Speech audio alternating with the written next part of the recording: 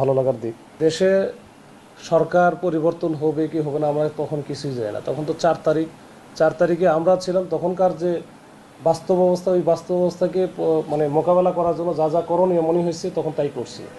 আমরা যখন দেখছি যে নিরস্ত্র যে ছাত্র জনতা যারা ছিল তাদের উপরে যারাই হামলা করার চেষ্টা করেছে বা যারা করার চেষ্টা করেছে তাদেরকে আমরা প্রথমে নিবৃত্ত করছি, মানা করছি। এরপরে যদি না হয় তাহলে আমরাও সেটা অন্ততপক্ষে তাদের দিকে না হলেও উপরের দিকে হলেও গুলি করছি, বেশ কয়েক রাউন্ড গুলি। তো ওই দিন পরে 60-65 রাউন্ড গুলি করা হয়েছে এবং কোনোটাই কিন্তু ছাত্রদের এগেনস্টে আমরা করি নাই, একটা রাউন্ডও ছাত্রদের এগেনস্টে আমরা করি নাই। শুধু অন্যদিকে করলেও সেটা করছি কী কারণে, যে তারা যেন মনে করে যে না আমরা হচ্ছে ইচ্ছা করলে সব কিছু করবো না, করতে পারবো না, এটা এখানে পুলিশ আছে বা আইন শৃঙ্খলা বাহিনী আছে, তারা করতে দিবে না। তাদেরকে এইটা মেসেজটা দেওয়ার জন্য আমরা গুলি করছি। আইন আর মানবিকতা আসলে মানে একে অপরের সাথে সম্পৃক্ততা আছে, যে আইন তো মানবিকতার ঊর্ধ্বে না। আর সবার উপরে মানবিকতা হয়তো অনেক সময় দেখা গেলো যে আমার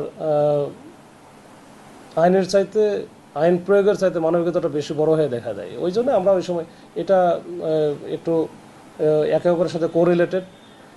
আইন তো আর মানবিকতার ঊর্ধ্বে না। আর আইনের ফাঁকফোকরের মধ্যে থেকে মানবিকতা দেখানো যায়, ওই সুযোগ আছে এবং সেটা সবাই ইচ্ছা করলেই পারে।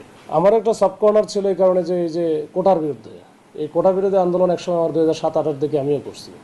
তো এই আমার দাবি, আমার কথা আমি বলবো না কেন?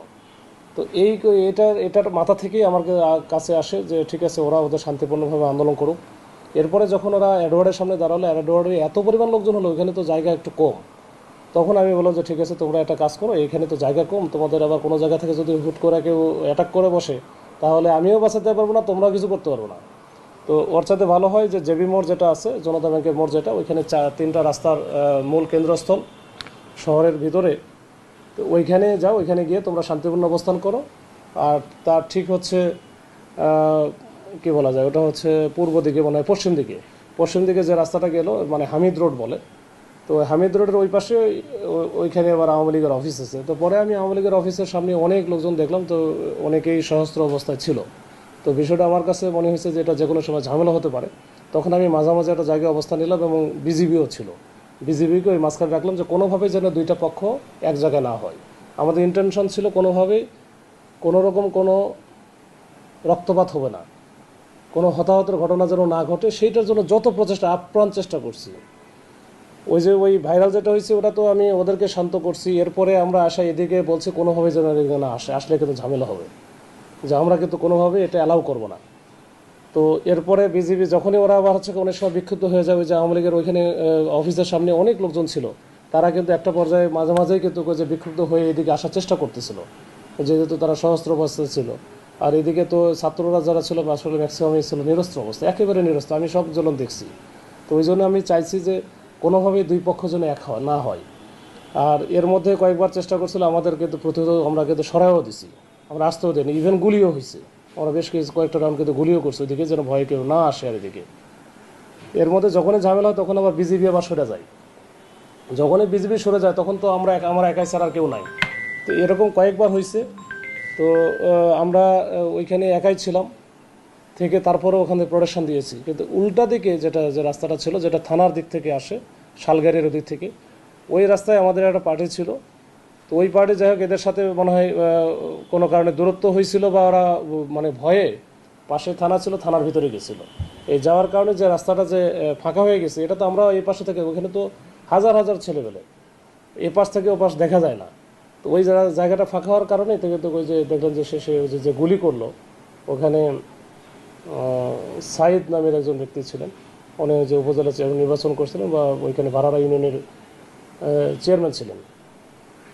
তো সে তার নেতৃত্বে 8-10 জনের মতো এসে কিন্তু ওই পাশ থেকে গুলি করলো। ওই পাশ থেকে গুলি করার কারণে আমরা কিন্তু আসলে বুঝতেছিলাম যে কি হচ্ছে। পরে যখন মাঝখানে ফাঁকা হয়ে গেল গুলিতে, অনেকে দুইটা দেখলাম, আমি তো দেখলাম যে দুইটা স্পট মানে সাথে সাথে পড়ে গেল, আর আরও অনেকে আহত টাহত হয়েছে। যখন ফাঁকা হয়ে গেল তখন দেখতেছে গুলি করতেছে লাইভ। এরপরে কিন্তু আমি সহ আমার যে আমার সাথে অনেকগুলো ছিল, কিন্তু তারা তো আসলে সবাই যায় না, আমার সাথে 2-3 জন সাথে গেল, দৌড়ে গেছি। দৌড়ে যাওয়ার পর দেখি আমার দিকেই গুলি করে।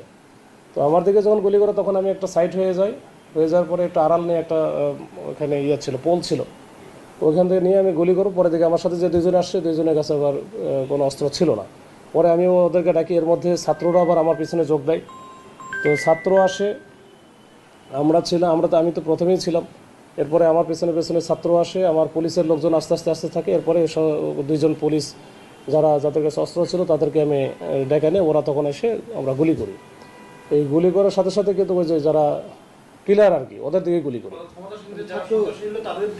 তাদের দিকে গুলি করি। এরা যুবলীগের আর কি, ওরা ওই খুব বেশি না, এরা ওই যে সাইদ যেটা বলতেছে খনি সাইদ, এই সাইদের সাথে যে 7-8 জন ছিল এরাই, অন্য কিন্তু কেউ আসে না এখানে। আওয়ামী লীগের অন্য লোকজন কিন্তু এদিকে আসে নাই, তারা কিন্তু উল্টা দিকে, তারা তো ওইখানেই আছে, তারা কিন্তু ওইদিকে আসে নাই, যোগ দেয় নাই, তারা এটা কিন্তু সাইদ এটা করছে।